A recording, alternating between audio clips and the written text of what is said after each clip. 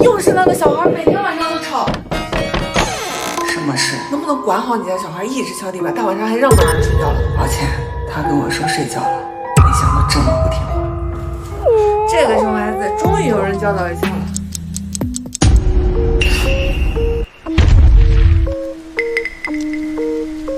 难道出现幻觉了？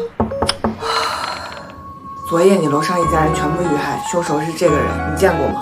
见过，昨晚他给我开的门。见过，他昨晚也坠亡在楼下了。你们聊了什么？